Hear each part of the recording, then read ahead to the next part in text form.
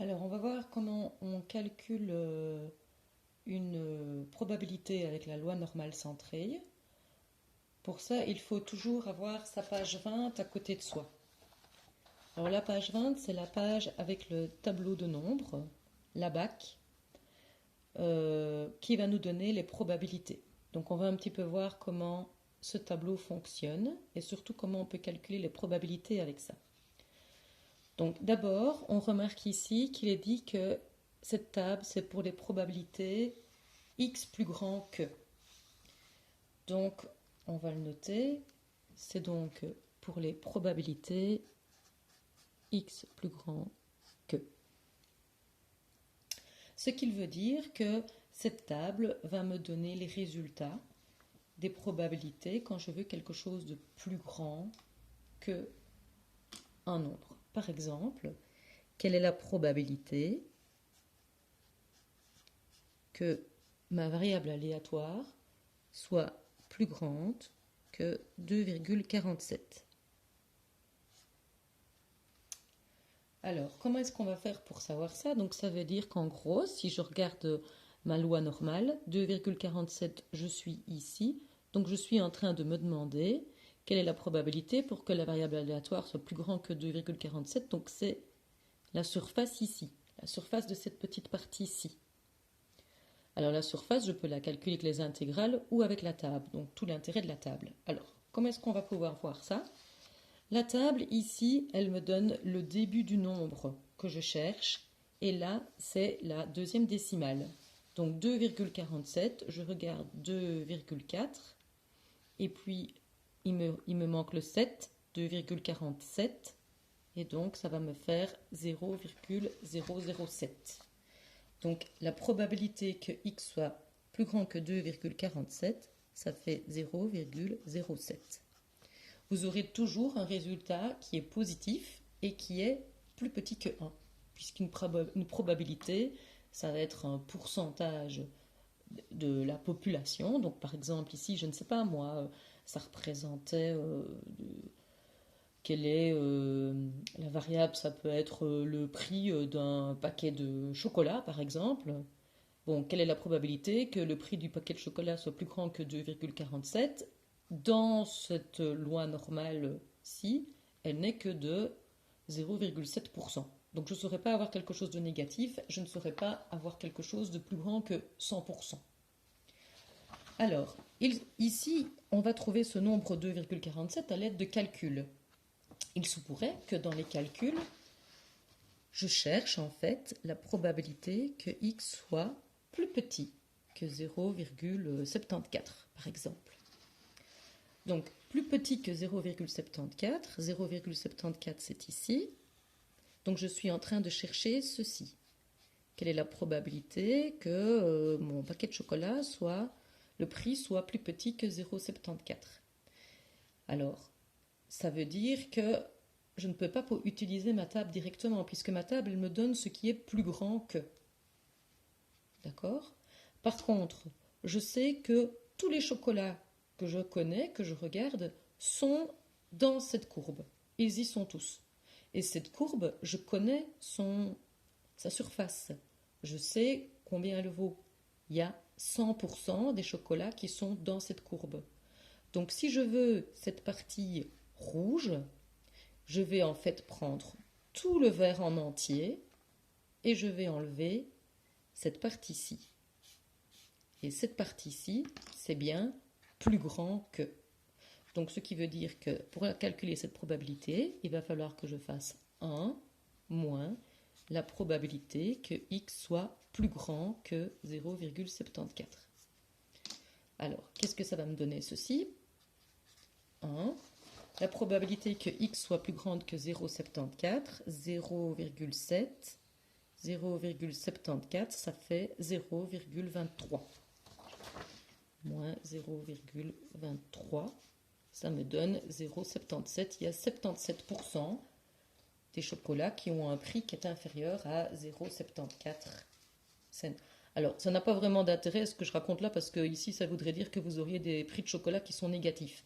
Mais ici, c'est une loi normale centrée, donc elle est particulière. On verra comment on peut passer d'une loi normale tout à fait classique à une loi normale centrée. C'est assez simple. Alors, on pourrait encore avoir un autre cas. On pourrait avoir dans nos calculs arriver à ce qu'on cherche la probabilité que x soit plus grand que un nombre négatif, par exemple. Moins 1,78. Alors, moins 1,78, je suis ici, et donc je veux tout ceci.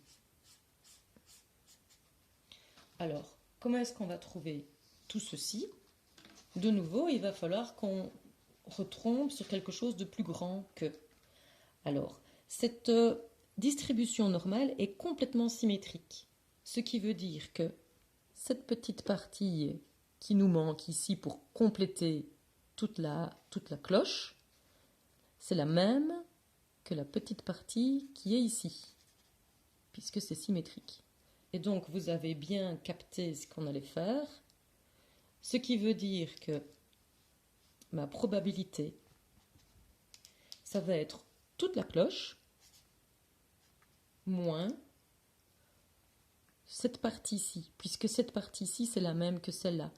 Peu importe le signe, moi je cherche des quantités qui seront de toute façon positives. Donc ici, c'est la probabilité que x soit plus grand que 1,78. Alors, qu'est-ce que ça va nous faire tout ça? 1 moins 1,78, 1,7, 1,78, je suis à 0,038. 0,038, ce qui me donne 0,962. Alors, nous avons encore d'autres cas qui pourraient arriver. On pourrait avoir le cas où on voudrait la probabilité que x soit plus petite qu'un nombre négatif cette fois. Donc, je vais dessiner moins 1,78. Je suis ici et je veux que ce soit plus petit. Je veux cette partie-ci. Alors, vu la symétrie, je pense que maintenant vous avez bien compris que cette petite partie-ci, c'est la même chose que celle-ci. Et que donc, ça, c'est la même chose que x plus grand que 1,78. 1,78, j'avais déjà calculé avant, donc ça fait 0,038 avec ma table. D'accord? Alors, il nous reste encore deux cas. On pourrait avoir une probabilité où on nous dit que la variable doit être comprise entre 0,45 par exemple et 1,72. Donc ça veut dire que 0,45 je suis ici, 1,72 je suis ici, donc il me faut cette surface-là. Alors il va falloir qu'on regarde un petit peu séparément. Ici, en fait, je pourrais prendre toute la partie qui est plus grande que 0,45. Donc, j'aurai toute cette partie-ci. Et puis, il faut que je lui enlève cette partie-ci. Vous voyez? Donc, ceci, ça revient à dire tout ce qui est plus grand que 0,45.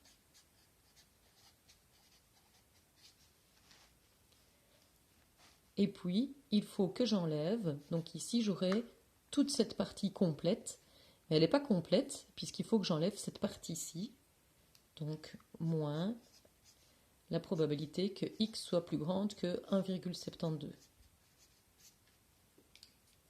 Alors, on reprend notre table, 0,45, 0,45, ça va nous faire 0,326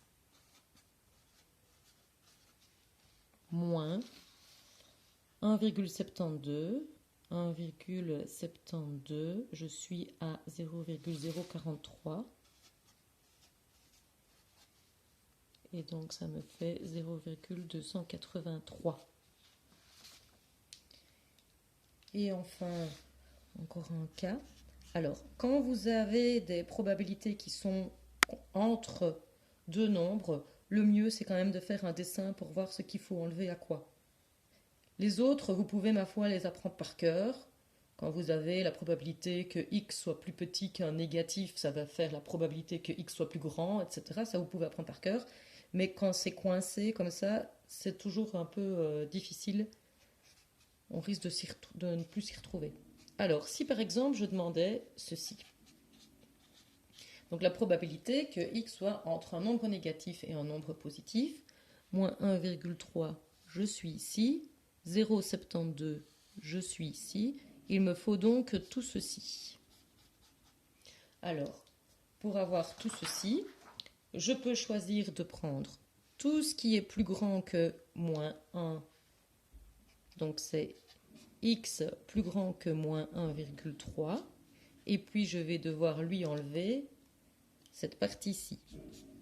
Donc ça, c'est x qui est plus grand que 0,72. Et x plus grand qu'un nombre négatif, on avait vu comment il fallait le calculer. Donc ça veut dire que x plus grand qu'un nombre négatif, on prend toute la cloche et on lui enlève cette petite partie. Donc voilà, je vais la faire ici. Cette petite partie-là, comme ça, on a toute cette partie complète. Donc ça, c'est px plus grand que 1 tiers. Et puis, à tout ceci, on va enlever x plus grand que 0,72. Alors, il faut bien faire attention à ce genre de choses parce qu'on a un petit peu tendance à mettre des moins en évidence, etc. Et donc, du coup, d'essayer de faire des calculs ici, ça... Non, faites bien un après l'autre tous vos calculs. N'essayez pas d'aller trop vite. Alors, 1,3. 1,3 et donc la deuxième décimale c'est 0, donc ça fait 0,097. Et 0, x plus grand que 0,72, 0,72 ça fait 0,236. Quand je fais tout le calcul, ça fait 0,667.